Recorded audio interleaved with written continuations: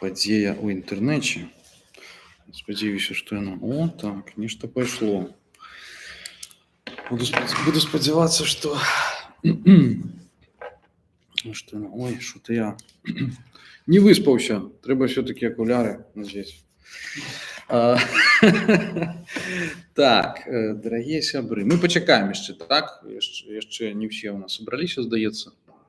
Крышачку вып'ю чаю, але так памалу можна будзе нешта пачынаць. Я раблю сёння прэзентацыю седзячы.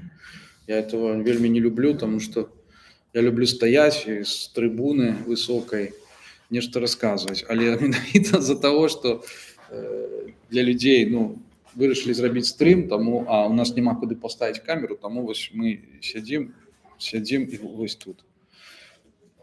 Як там з гукам у нас? Калі раптам нейкія праблемы з гукам, то напишите, калі ласка, гэтым самым. Вось, пишут уже удзельнікі стрима. Сувалцкі калідор на сувязі і чакае трансляцыю. Прывітанне сувалцкаму калідору. Кристина, ты не хочешь сказать несколько слов? Я могу.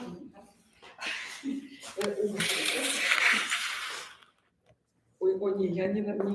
А так тебе ж пасуешь, стяги пасуешь, такие прихожие.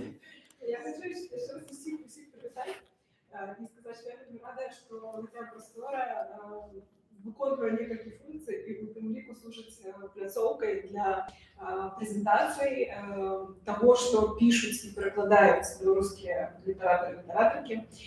Сьогодні це у додаток не просто литератор, а человек, который уже шмат годов живе в Чехії і мені дівцеться належить до белорусской супольности Чехии, тому это еще и гонор, что у нас между нашей супольностью возникают новые творы. И, як вы бачите, это такие масштабы. Вот. И так само хочу сказать, что мы сподіваємося на особник. И я сподіваюся. Для офиса. И, может быть, это навык послужит нагодой для того, как у нас тут з'явилася додатковая книжная шафа. Вот. Ведаеце, дзякуй шчыра, Кристина. Я лічу, што это варта аплодисментаў. Бачыце, гэтая кніга, яна просто вот як більярдная куля, яна разбівае вось столькі розных наступстваў, ад яе адлетаецца. Па-першае, што ўжо это выдавецкая ініцыятыва дзеля яе была заснаваная. А цяпер яшчэ будзе і кніжная шафа. Это просто адно за адным, што называецца. Вось. Про гэта мы яшчэ пагаворым. Я дзякую Крысціне за уступнае слово, дзякую за гэтае памяшканне, за тое, што мы можам тут прэзентаваць кнігу па стапах такіх грандаў, як Северын Квяткоўскі, як Дмітрый Строцаў, і які ўжо тут прэзентавалі свае кнігі. Вось, таму для мяне гонар тут быць. Цудоўнае памяшканне. Што могу сказаць? Вельмі рады, што вы прыйшлі, што Чэхія як краіна на другім месцы па колькасці фундатараў гэтага праекту пасля Польшчы. І вы уявіце, колькі ў Польшчы жыве беларусаў і колькі ў Чэхіі. А тут Чэхія, значыць, так вот сябе показала. Я вельмі усцешаны, я спадзяюся, што нягледзячы на невялікую колькасць нашых асобнікаў, для тых, прынамсі, хто з вас даначыў і хто мае права на яго, то іх хопіць, вось, а каму не хопіць раптам, то мы будзем это, конечно, потым з выдаўцом яшчэ думаць і глядзець, як вырашыць перадаць. Значыць, даўно не выдаваў я сваіх кніг, даўно не рабіў, в прынцыпе, ніякіх прэзентацый, таму такі гэта, напэўна, маленькі цуд, але ён уже як бы наспеў. І рады я, што гэтая кніга все-таки з'явілася, але, як бачыце, як бы не маёй воляй выключна, але як бы і іншых людзей. Гэтым людзям я таксама павінен падзякаваць найперш. Фундатарам я падзякаваў ужо часткова, перадусім чэшскім, але я хочу падзякаваць усім, вось, хто гэтую кнігу падтрымаў, таму што выдаць такую вось нават не таміну, а двухтаміну, это, конечно, вымагала значных выдаткаў і, можа быць, нават крышачку большых, чым мы пазначалі, але вельмі, ну, як бы тыя 4000 з нечым еўра, якія мы атрымалі ад нашых фундатараў, это просто без іх бы просто нічога не было. Таму яшчэ раз дзякую вам, сябры. Вось, і дзякую, безумоўна, платформе Гронка за тое, што яна існуе, у прынцыпе. Гэта быў мой першы беларускі краудфандинг. Вось, я зноў жа ішоў па стапах такіх людзей, як Александр Чарнуха, які збіраў зноў жа на Гронцы грошы для сваёй кніжкі, вось, нядаўняй. І у мяне самога быў досвед краудфандингу з Чэшскай Рэспублікі некалькі разоў.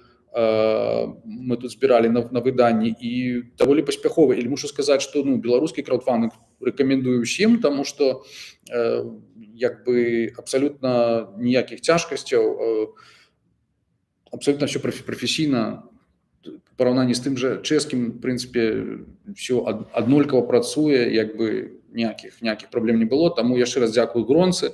Вось, падзяка Гронцы ёсць у першым томе этой кнігі, падзяка фундатарам паіменна ў другім. Вось, ну, пакуль мы выдавалі, пакуль ішоў праект, недзе пад канец праекту абвясцілі Гронку экстрэмісцкай.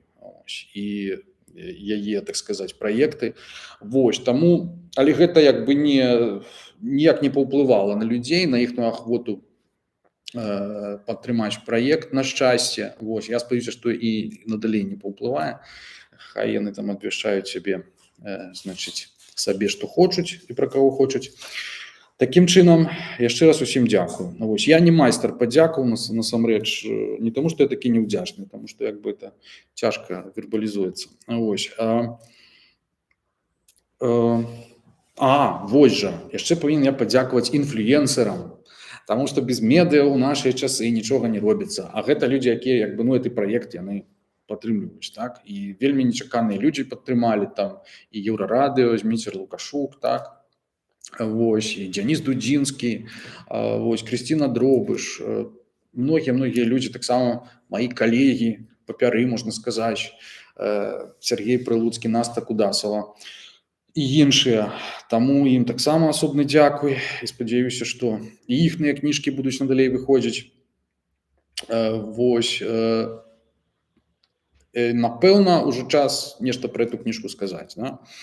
Раз мы ўсім падзякавалі. Значыць, адзін з такіх асноўных адрасатаў падзяк, без якога ніяк нельга абысціся, і які, адпаведна, пазначаны вось тут, вот на унутранай, скажем так, вокладцы, то бок на ўнутраным баку вокладкі. Я вось так пагляджу, нават двойчы, вось у другім томе і ў першым таксама.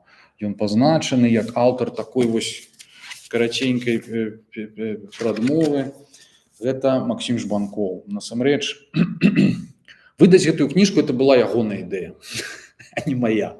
Вось. Я, ў прынцыпе, пачаў яе пісаць сам для сябе недзе ўжо ў 22-м годзе, пасля таго, як адрэдагаваў свой раман «Там, дзе нас няма», які быў калісьці напісаны ў 2004-м, атрымаў прэмію Юхнаўца, але з таго часу ніколі не быў выдадзены. І я ў 22-м годзе, пасля таго, як пачалася вайна, чамусьці падумаў, што настаў час проста вось завяршаць усе свае справы зямныя, аддаваць усе даўгі, таму што як бы няма чаго чакаць ужо, так? Будучыня прыйшла, што называецца. І дарабіў гэты раман, і потым вось такі сверб застаўся, ў прынцыпе, што трэба нешта яшчэ рабіць. І вот падумалася, ну а чаму вот я як бы нейкія там літаратурныя свае даўгі вярну, чаму б не вярнуць яшчэ не літаратурнае, што называецца, то бок такі нон-фікшн, то бок чаму не апавесці, ў прынцыпе, ну пра сябе, не нейкую там гісторыю, як я звычайна дагэтуль рабіў, а просто, так сказать, пазнаёміць людзей з тым, хто, уласна кажучы, такі гэты аўтар, таму што я заўважаю і заўважаў, што, в прынцыпе, людзі як бы не ведаюць, хто я такі. Я даволі рана з'ехаў з Беларусі ў 98-м годзе, і асабліва ў мяне там як бы не завязалася кантактаў. Дакладней, тыя кантакты, што я меў, яны проста як бы, з цягам часу як бы таксама аказаліся, напэўна, недастатковыя, да, ўсё мяняецца. І пэўным сэнсе як бы такая патрэба ёсць, таму што мяне часта насамрэч людзі пыталіся, просто вот это была першая рэакцыя на тую ж прэмію іхнаўца, хтосьці, а хто это такі, чаму там яго ніхто не бачыў, там яшчэ штосьці, вот. І адным словам я вырашыў просто, каб адразу ўсе гэтыя на будучыню пытанні адказаць, вот напісаць 2 такія тамы самаданосу, што называецца. Вось. І ў 22-м годзе пачаў это все рабіць, але зноў жа это была такая праца на перспектыву, не было ніякай як бы ідэі ці там нагоды ці магчымасці это выдаваць. І тут з'явіўся Макс Жбанкоў, які сказаў: а давай што-небудзь вот выдадзім.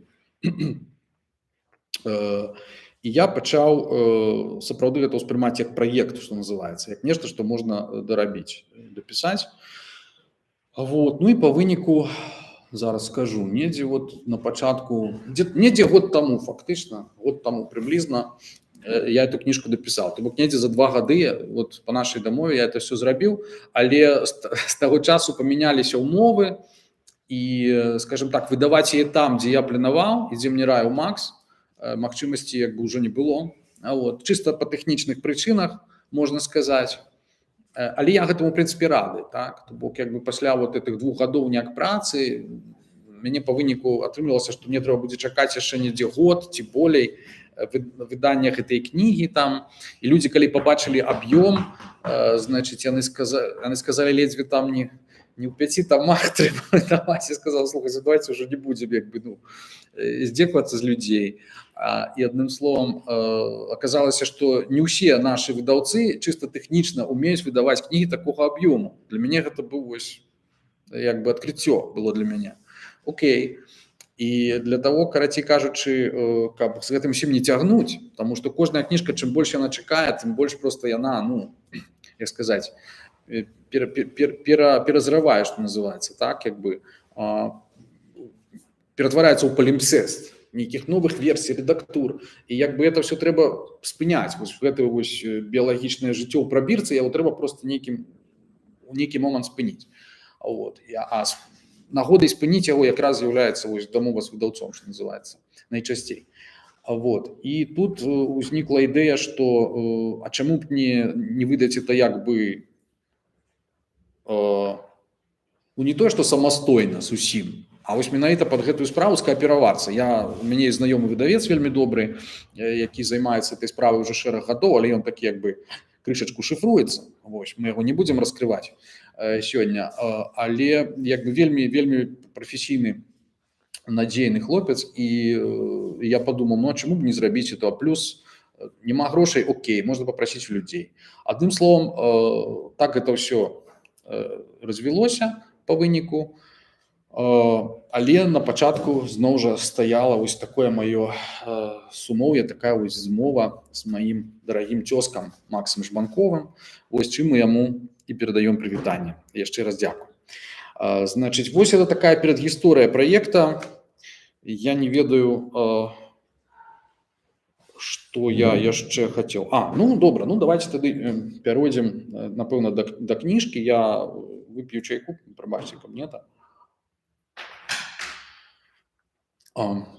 І скажу крышачку, напэўна, пра саму кнігу, як яна пісалася, чаму яна такая, якая яна ёсць.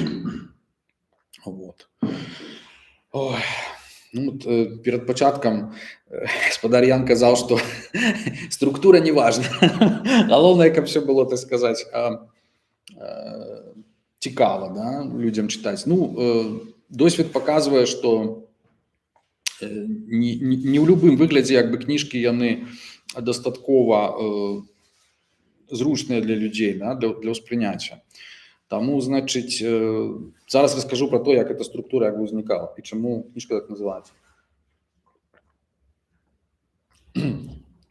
Кніжка называецца «Спроба эксперыментальнага канструявання сябе». Ад пачатку была проста ідэя, калі я пачаў просто глядзець на свае, так сказаць, нататкі, на все эти ўспаміны, я пачаў адчуваць, што іх аб'ядноўвае адна просто вельмі такая выразная тэма, цікавая мне самому, якая была мне цікавая тады, цікавая ўсё яшчэ сёння, і я усвядоміў, што што гэта тэма, в прынцыпе, інтымная, то бок секс, да, калі вы паглядзіце на абрэвіатуру, это і ёсць. Я падумаў, ну так, ну як бы я люблю насамрэч такія назвы, яны як бы такія вось як там Міллер, да, там, Сексус там, альбо там Буковскі, жанчыны, да, вось гэта просто назва як бы энцыклапедычная, яна як бы, але ну мне заўсёды не бракавала такого нахабства, каб хаця ў прынцыпе ну назва кінараман яна даволі такая як бы наўпроставая. Вось, і таксама такая лапідарная, што называецца, так, як бы для того, каб напісаць, ну, в сэнсе, кніжка з такой лапідарнай назвай, яна, это такая заяўка на нейкую якасць, напэўна, вот, на нейкія такія усеабдымнасць нейкую, вось, таму я, канешне, пабойваўся, але адначасова я, значыць, сказаў, ну, як это все будзе, уласна кажучы, пісацца, да, то бок, які прынцып вось гэтага збору этого матэрыялу. Прынцып быў такі, што фактычна я сказал сабе, што просто буду згадваць просто ўсё, просто запар, просто нейкія эпізоды. Это не будзе нейкі звязаны наратыў, так? Это будуць просто нейкія вось такія моманты асобныя, поляроидные там, да, фотки, все, что мне просто згадывается, и все, что з якосці причины засталося ў памяти, и без звороту до всяких вось письмовых крыніц, потому что люди, когда пишут успомины, они там гартаюць, там свои дзённікі, там, я не кажу, что я зусім этого не рабіў, перыядычна мне трэба было зазірнуць, але в принципе я спадзяваўся на памяць, и галоўнае было як бы дэканструяваць саму памяць, то есть чаму яна памятае тое, што памятае, і не помніць іншых рэчаў. Я калі потым з людзьмі як бы ну з героямі кнігі размаўляў пра гэта, і яны казалі, ну ты ж памятаеш все по-іншаму, то бок давай паправім. Я кажу, не, мы подамо як бы вашу версію, да, недзе там значыць унізе, але для мяне галоўнае, чаму я памятаю менавіта так. У некаторых момантах это удалося рэканструяваць, што ў прынцыпе вяло да стварэння нейкага такого ну фальшывага ўспаміну. Але ў прынцыпе могу сказаць, што напэўна ну 90% ўспамінаў у этой кнізе зусім не фальшывыя. Вось, то бок это кніга ў жанры нон-фікшн ад пачатку. Не было ніякай задачы гэтым разам ствараць нейкую там літаратуру ці пагатоў там звыш-літаратуру. Вось, таму што як бы ну я ад гэтага, в прынцыпе, ўжо адышоў і не маю, в прынцыпе, намеру пісаць нейкія там надалей нейкія літаратурныя творы, нейкую фікцыю. Вось, якраз штосьці дакументальнае мне пачало неяк так больш падабацца, не ведаю чаму. Вось, ну і як бы першая спроба, вось, першы эксперымент якраз на сабе, так, чалавек ставіць. Паступова оно пачало укладацца все-таки пасля того, як уже набыў нейкі аб'ём гэты матэрыял, трэба яго неяк арганізоўваць. Гэта было самае складанае, то бок як. Часам бывае тэматычна можна арганізаваць па-іншаму, але я падумаў, не, это трэба, каб было храналагічна, каб людзі сапраўды ўваходзілі, так сказаць, у плынь, што называецца. Ну і вось як бы ну самае складанае это сапраўды вот уявіце там хаос нейкіх успамінаў, і самае цяжкае сказаць, дзе калі было, у якім там момант, у якім годзе, што пасля чаго. То есть вось гэта было насамрэч самым цікавым для мяне, тому што аказалася, што ўсё можна згадаць, насамрэч можна. Часам самыя незначныя дэталі яны просто падказваюць вам, так, дзе насамрэч і як адбылося, перад чым, чаму гэта не магло быць раней за нешта іншае. Ну просто это такі лабірынт, якім урэшце вы як бы з якого вы выходзіце, разбытваеце, вы просто ну шчаслівы, таму што это такая вельмі вялікая як бы праца. Вось. Ну і паколькі гэта все аб'яднанае зноў жа вот этой тэмай сексу, інтыму, так сказаць, і лібіда, в прынцыпе, да, то бок чалавечага біялагічнага вось гэтага лёсу і прадвызначанасці. Вось. То я вырашыў арганізаваць ужо постфактум як бы гэтыя тэматычныя кавалкі паіменаваць з дапамогай нейкіх фактычна тэрмінаў сексуалёгі, так, якія могуць стасавацца да таго перыяду, пра які якраз ідзе гаворка. Да? Такім чынам першы том, ён ахоплівае майго жыцця фактычна там до 94-го года, это атрымліваецца колькі, там 16-17 гадоў, вось, але яшчэ папярэдне я расказваю тут пра гісторыю сваёй сям'і, тых людзей, якіх я памятаю фактычна, з кім я сустракаўся, што яны мне расказвалі, пра што, як яны апынуліся. То бок фактычна дзеянне само пачынаецца ў 1910 годзе, это год нараджэння майго дзеда, як бы ну не столькі дзеяння, колькі вось адлік ідзе, так. Вось, то бок фактычна ў 20-е стагоддзе там адлюстравана, ну вось першы том ён толькі 20 стагоддзі прысвечаны. Вось, і раздзелы называюцца адпаведна аральная гісторыя, фетышызм, лібіда, аўтаэратызм і эратаманія. Вось, яны перакладаюцца, паміж імі ідуць такія караценькія эсэ. Это такі прыём, які я вельмі люблю выкарыстоўваць і якому мне розныя аўтары, прынцыпе, ім карыстаюцца, і Картасар яго ўжываў, але я звярнуў на яго увагу якраз у Мілана Кундары, і асабліва як ён ім карыстаецца, мне падабаецца вельмі. Так, это вось неміручасць, напрыклад, альбо жыццё не тут, так, вось гэтыя рэчы, то бок спроба нейкай такой рэфлексіі паралельнай таго, што адбываецца ў самой кнізе, у самім дзеянні.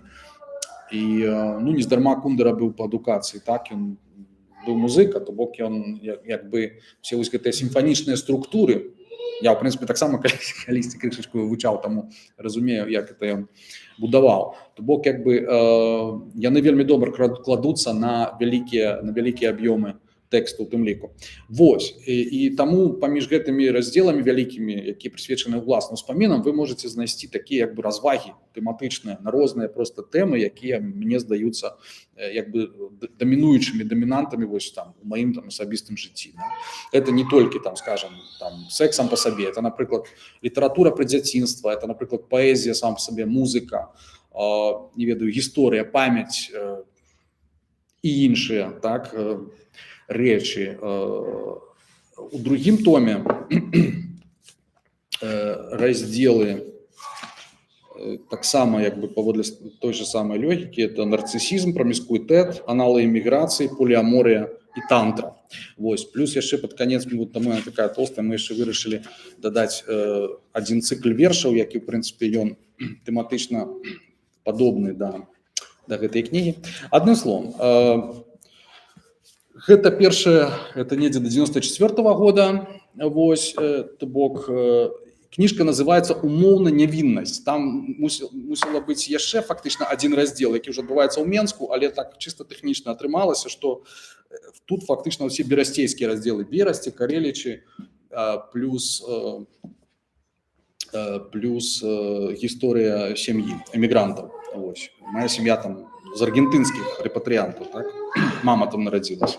Вось. Асабліва для мяне дарагія вот гэтыя моманты карэлецкія. Вот, літаральна на мінулым тыдні здарылася такая цікавая гісторыя, як адзін знаёмы хлопец чытаў вершы там у бары ўвечары і ужыў одно слово тыповае для карэлічаў, для нашай мясцовасці. І я ніколі яго не чуў нідзе просто, потому что літаратурная форма іншая этого слова. Я ў яго спытаўся: ты адкуль? Ён такі: ай, ты не ведаеш, я там гарадзеншчына, там штосьці, там Карэлічы, можа, ты ведаеш? Я кажу: ну, Карэлічы, кажу, я фактычна, это моя духовная радзіма, можна сказаць. Вот, такім чынам, ну, тыя, хто быў пры гэтым, яны здзівіліся, што часам можна паводле аднаго слова вылічыць, адкуль чалавек паходзіць, вот, але можна. Я не буду казаць, што это за слово, вось. Потым напишу пра гэта, можа быць. Значыць, што хацеў яшчэ? Да, то бок это вось гэтая. А вось гэтая другая частка, это там менскія падзеі розныя, знаёмствы, там учоба, плюс уже як бы палова эміграцыі, то бок недзе на палове, мне такое адчуванне, што там пачынаецца гэты раздзел, які называецца «Аналы эміграцыі» ва ўсіх сэнсах. І ён, да, это недзе вось тут, то бок вот Беларусь заканчивается вось тут, вот это вот все Беларусь, а 1/4 частка фактычна это як бы жыццё ў Чэхіі до 2006 года. То бок ніякіх там таких, напэўна, падрабязнасцяў, можа быць, ну, няма асабліва скандальных, калі б вы хацелі іх там шукаць, але цікавыя моманты, в прынцыпе, тады, ў 98 годзе, да, што это означало, там, пераехаць у краіну, там, падацца на прытулак, жыць у лагеры, я не ведаю, на сквоце і так далей. То бок, можа быць, вам это будзе блізкім. Вось. Ну... Дамо слово молодой генерации. Чайку попьем.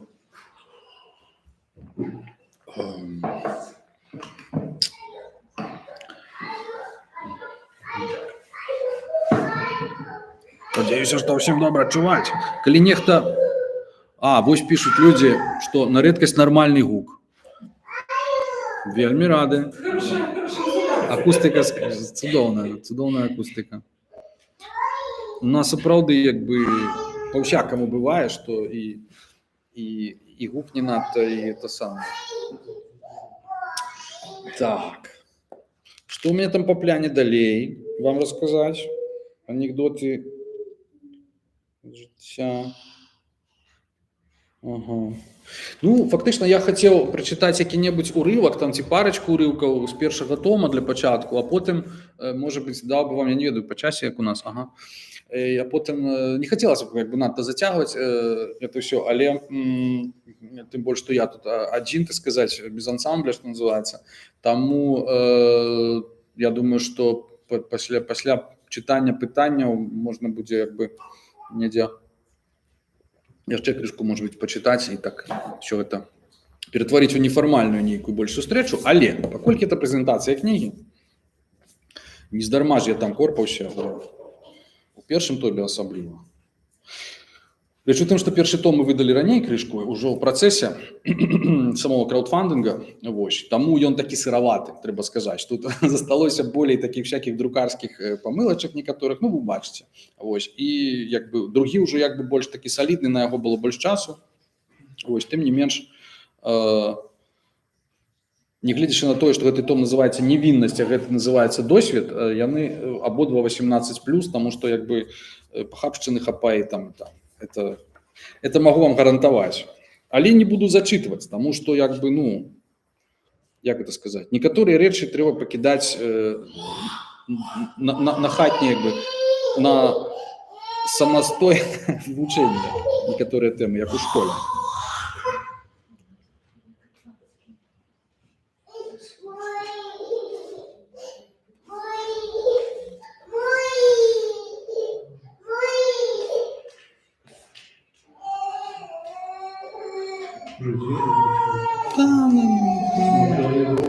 Дівчатка просто вже стомилася і хоче, напевно, спати.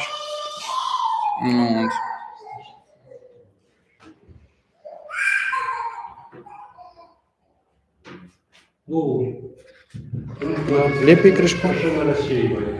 Ну, кришечку, да, это самое. Ну, звичайная справа, на самом деле. Ну, давайте я почитаю. Я, в принципе, тренируюсь теперь читать на Гарри Поттере. Вось, и могу перекричать кого угодно. Поэтому постараюсь як бы, читать гучно и хутко. Расскажу, як я дійшов до такого життя. Праз нейкі час пасля таго, як мяне паказалі па тэлевізіі, я быў нейкім цудам запрошаны ў Берасцейскую абласную раду таварыства беларускай мовы. Эпоха была палітычна бурлівая. Апроч выступаў па тэлевізіі і ў палескай школе, мне даволі часта даводзілася чытаць вершы на мерапрыемствах БНФ, найперш на вулічных мітынгах. Набліжаліся дзяды 89-го, а можа ўсё ж 90-го, а ў мяне не было падрыхтавана тэматычнага шэдэўру. Пакуль я нешта крэмзаў, мой рускамоўны бацька, каб мне дапамагчы, напісаў па-беларуску палітычны верш, нібыта ад майго імя даволі неблагі. І гэты запавет далёкіх продкаў гудзеў крыві, як сотні год таму. Нашчадак мэт і вынаходца сродкаў, не здраджывай яму. Я сказаў бацьку адразу, што там гэтае «ы» не пасуе, і што ягоны верш я чытаць не буду, бо ён чужы. Пагатоў, сам ужо сварганіў уласнае. Паклон вам, продкі, да самой зямлі, увечары, у сонца на заходзе, на покуці ты свечку запалі, у продкаў дзень, як кажуць у народзе. Такі, ў прынцыпе, соплі і ўздыханні. Вядома ж, бацькаў верш быў лепшы, больш энергічны, але ўпёрся ў мой прафесійны гонар. Насамрэч, я взяў на мітынг абодва вершы, паказаў іх Міколу Міколаевичу Пракаповичу. Той пакруціўся як так з моўнага гледзяшча. Бацькаў верш пастанавіў, каб я чытаў свой. Я ўзрадаваўся. Верагодна, дзядзька Мікола слушна палічыў, што дарослы бацькаў верш будзе гучаць з маіх дзіцячых вуснаў непераканаўча. Это где-то 89-й год, это мне, напэўна, гадоў 12. Я толькі вершы, насамрэч, пачаў пісаць. Вось. Потым апісваецца про тое, як я чытаў на мітынгу і забыў свой верш. Але галоўнае, паколькі ТБМ была грамадскай арганізацыяй, ад яе імя маглі вылучаць кандыдатаў у народныя дэпутаты Верхоўнага Савету БССР. Такім чынам, у вылучэнні кандыдатаў у дэпутаты удзельнічаў і 12-гадовы смаркач. Я. Паседжанне рады ТБМ адбывалася ўзімку непадалёк ад чыгуначнага вакзала ў будынку Брэсцкага педінстытуту. У пошуках памяшкання я пераблытаў паверхі, але на шчасце сустрэў Анатоля Дэбіша, такі вядомы берасцейскі паэт, член згуртавання тутэйшага. Сустрэў Анатоля Дэбіша, ён таксама быў чальцом рады ТБМ. «Вітаю, дзядзька Анатоль!» – гукнуў я яго. Аднак дзядзька прайшоў міма, не звярнуўшы на мяне ўвагі. Я перапалохаўся, няўжо я яго чымсьці пакрыўдзіў, ці ён проста мяне не пазнаў? Ці яго загіпнатызавалі і ператварылі ў зомбі, гэбісты і наўмысна падаслалі на паседжанне рады. Я спусціўся з лесвіцы на паверх ніжэй. Гляджу, і зноў мне насустрач ідзе дзядзька Анатоль. Я падумаў, што ў мяне дэжавю, ці што я ў нейкім дэтэктыве пра Паттера Брауна. А можа, паэты валодаюць дарам усюдыіснасці, як ніндзя. Гэтым разам я толькі усміхнуўся дзядзьку Анатолю і нічога не сказаў. «Ты чаго не вітаешся?» – абурыўся ён. «Не пазнаў?» «Я вітаюся», – пачырванеў я. «Гэта вы не вітаецеся? Мы ж толькі што бачыліся». У гэты момант адчыніліся дзверы, і з іх выйшаў яшчэ адзін дзядзька Анатоль. Я агаломшана пазіраў на двух дзядзькаў Анатоляў і чакаў, што зараз з дзвярэй выйдзе трэці. Але трэці не выйшаў. І дзядзька Анатоль быў насамрэч не ўсюдыісны. Тлумачэнне аказалася нашмат прасцейшым. Я проста не ведаў, што ў Анатоля Дэбіша ёсць ідэнтычны брат-блізнюк Васіль, таксама паэт і таксама чалец рады. Да таго дня мы былі асабіста незнаёмыя. Васіля, дарэчы, можна бачыць у нашмат пазнейшым кліпе гурта «Дай дарогу», дзе пра мы присмотрели двушку. Галоўны герой кажа яму: «Давай, родной». Это сапраўдны факт. У радиотовариства были две группоўкі. Творчая інтэлігенцыя, это значыць я, дядька Мікола, Дэбіш, выкладчыца універсітэту Валянціна Мароз, мастак Базан і некалькі іншых, і настаўніцы. О, гэтыя беларускія настаўніцы! Натуральна, яны падтрымалі вылучэнне ад ТБМ нейкага номенклатурніка, якога ім наверсе загадалі падтрымаць. Тым часам мы, настаўніцы ласкава называлі нас БНФаўцы, падтрымалі натуральна БНФаўца. Калі пачалі лічыць галасы, аказалася, што настаўніцы, мае клясавыя варагіні, у меншасці, таму што ў іхнай камандзе бракуе лішняга чалавека. Мяне. Яны апынуліся ў нявыгадзе як колькаснай, так маральнай. Можна было падумаць, што прагрэсіўная моладзь на баку радыкалаў. Слушна, моладзь заўжды на баку радыкалаў. То бок шансаў на перамогу ў настаўніц было мала, і яны ў адчаі распачалі брудную гульню. «Колькі яму гадоў!» – верашчала кабета з раяна, заслужаная працаўніца адукацыі, якая на паседжанні рады была вымушана сядзець на адным узроўні з нейкім школьнікам. «Развялі тут дэмакратію! Ён непаўналетні, ён не можа галасаваць!» «Можа! Ён чалец абласной рады ТБМ!» – баранілі мяне БНФаўцы. Змаганне было не менш напружанае за змаганне нашага тагачаснага духоўнага правадыра Зянона Пазняка за незалежнасць Беларусі. Зянон, дарэчы, прыязджаў быў неяк у берасці на мітынг на стадыёне «Будаўнік», дзе абклаў усімі як расійскую імперію, так беларускае балота. «Каўбаса патрэбна рабам!» З таго часу я, слухаючы Зянона, заўжды плачу. Напэўна, згадваючы такую любімую мною ў дзяцінстве доктарскую каўбасу. У выніку змагання ў абласной радзе ТБМ мы перамаглі ў адзін голас, мой. А ТБМ быў вылучаны кандыдат БНФ. Хто, сёння ўжо паняцця не маю, на выбарах ён прайграў. Пасля нашай перамогі мы зайшлі да кагосьці з БНФаўцаў у госці, і я глядзеў, як дарослыя выпілі па чарцы дуброўцы і зацягнулі песню «Прытулі мяне, Ганка», якую акурат тады спяваў бард Олег Басурманаў. Мне не тое, што не налілі, нават не прапанавалі. Інтэлігенцыя. За гэтае галасаванне я атрымаў ад старшыні берасцейскага БНФ Рыгора Мікалаевіча Пазнякевіча вялікі плястмасавы значак БНФ адраджэння з пагоняй і БЧБ. Гэта адбылося неўзабаве на абласным сойміку БНФ, што праходзіў у той самай зале палаца піянераў, што і сустрэча з крышнаітамі. Свой рэвалюцыйны значак я насіў з гонарам паўсюль, у тым ліку ў школу, і на ўсе даёмкі настаўніц адказваў, што гэта, маўляў, мая адзнака чальца ТБМ. Хаця там было чырвоным па белым напісана «БНФ адраджэнне». Вось, это один такі эпізодзік з майго беларускага дзяцінства. Штосьці вот как-то вот, может быть, навеяла обстановка, потому что я выбрал урывки про политику. Але насамрэч, ну, абсолютно так. Я вельмі рады, что адбываюцца іншыя рэчы, але Усе чакаюць, калі ж пачнецца секс. Не. Да аналавай Не, міграцыі. секс до аналу перейдем, але Читайте дома. про секс, да, ну я ж казав, для хатнього вивчення це саме, але ну я стараюся вот нават лексику пристосовывать до нашей атмосферы, как не все слова, которые там ужитые, все равно соромно. Значит,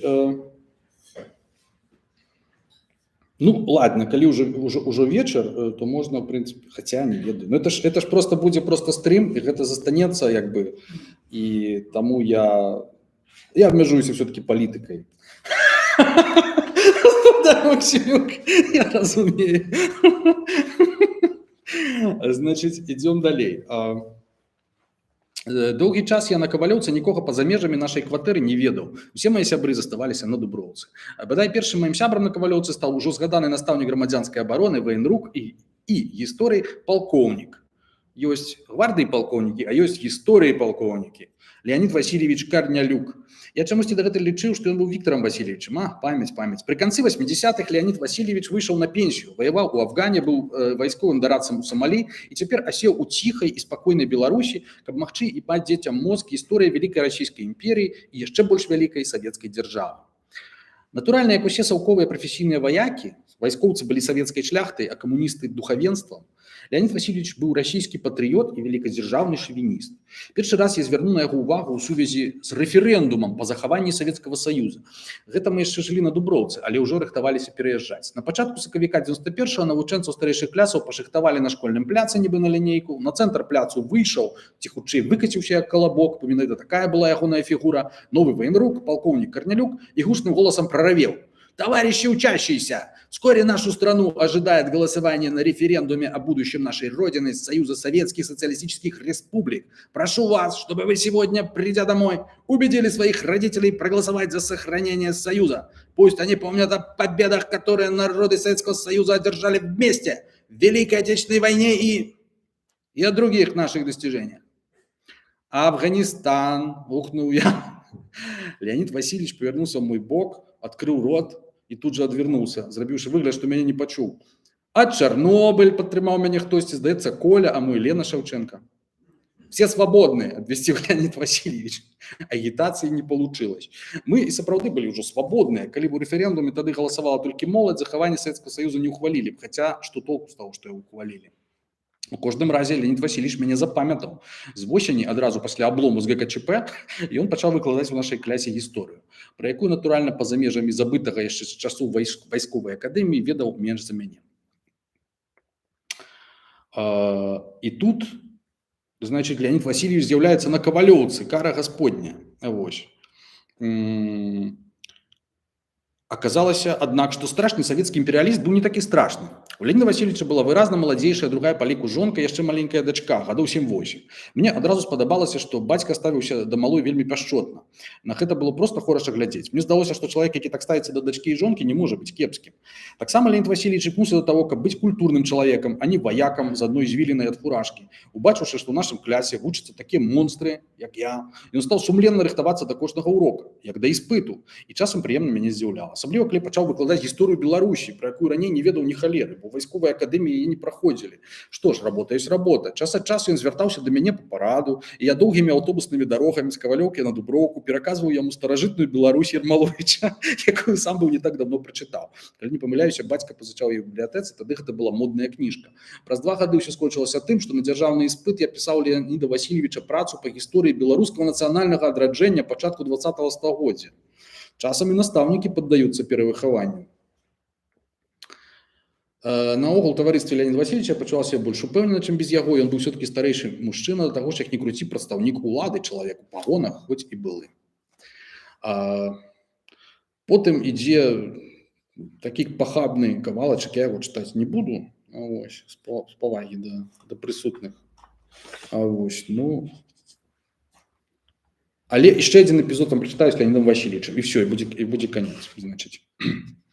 Майго, значит, Леонид Васильевич служил у Сомали, да, это так само важный момент, потом, друзья. Майго кавалёўскага сябра Леонида Васильевича Корнелюка, як высокоморального советского офицера, что в свой час наладживал дипломатичные связи с сомалийскими пригажунями неподалеку от Баб-эль-Мандебской протоки, засмучал усеагульный заняпад громадской морали и паўсюдны разгул капитализму. Империя, за якую кули свистели у яго над головой и за якую ён агітаваў наших бацькоў голосовать на референдуме, развалилась на ягоных вачах. Як вы думаете, чаму знікла з мапы свету Рымская імперія? Пытаўся ён нас, скрушна гледзячы ў вакно. Мы акурат праходзілі гісторыю старажытнага Рыму. Таму што адбыўся заняпад нораваў. Слушна, Максим, Рым загубіла маральная разбэшчанасць і распуста. А паглядзіце, што адбываецца сёння вакол нас. Калі мы былі маладыя, мы сябе так не паводзілі. Любоў, я ўсё разумею, дело маладое, але калі хлопец з дзяўчынай... Максим, ходи сюды. Раптоўна звярнуўся да мяне свайго найлепшага вучня і сябра. Я ўстаю і неахвотна валюхаюся да ягонага стола. Бляха-муха, што ён задумаў? Па ягоных вачах я бачу, што Васильевич збіраецца выкарыстаць мяне ў якасці манекена, паказаць на мне тое, што з дзяўчынай яўна выглядала б непрыстойным. Але адмовіць яму я не магу, ён жа мой сябар. Кляса пачынае цішком хіхікаць, і найбольш выразна хіхікае іншы мой сябар, Антон Ірванец. Васильевич кладзе мне руку на талію. Я чырванею як рак. Убачыўшы ўрэшце маю збянтэжанасць, палкоўнік усё разумее і адпраўляе мяне назад. І души мимо дзяўчат на сваё месца, я кажу шэптам, але так, каб мяне чулі ўсе навокал. Стары підар. Паверце мне, да сёння гэта сорамна. Я свята веру, што Леонид Васильевич мяне не пачуў. Гэта было сказана спантанна і ў самаабароне. Антон Ірванец выбухае рогатам. У той момант я зараз палохаўся сваіх слоў, але штосьці во мне мусіла гэта сказаць, каб паказаць, што я не ў змове з палкоўнікам і не маю ніякага дачынення да ягоных гомаэратычных сцэнак. Стары підар, бегаў потым за мной Антон, рагочачы на всю школу. Стары підар. Як не дзіўна, менавіта Антон, як сапраўдны рокер, прыйшоў незабаве в школу з падмаляваным маміным касметычным алоўкам вачыма. Мы не маглі зразумець, што з ім не так, пакуль урэшце до нас не дайшло. Ты што, ебанулся? Вось. Там была яшчэ про Леонида Васильевича і Антона яшчэ адзін эпізод, але я думаю, што ну хопіць. Адным словом, гэтыя як бы школьныя... Ну я спадзяюся, што не. Хаця як бы, ну, яны былі, як сказаць, яны былі ідэалагічна блізкія в пэўным сэнсе. Вось. Але не пра гэта. Я хацеў сказаць, што люди, як бы, фактично у гэтых двух томов, як бы, розныя чытацкія, як бы, групы мэтавыя, то бок, як бы, некаторыя людзі, которые са мной у школе вучылись, вось яны асабліва ацэнілі першы том. Яны, як бы, сказалі, што ой, там просто вот все там як жывыя, там як выкапаныя, там, вот, абсолютно. До речі, Леонид Васильевич уже не жыве, так сказать. Я не маю з намі, хороший был, насамрэч, чалавек, вось. Але, может быть, таму я і выбраў гэты ўрывак для того, каб нікога, што называецца, не пакрыўдзіць, таму што ёсць іншыя ўрыўкі, менш такія бескрыўдныя.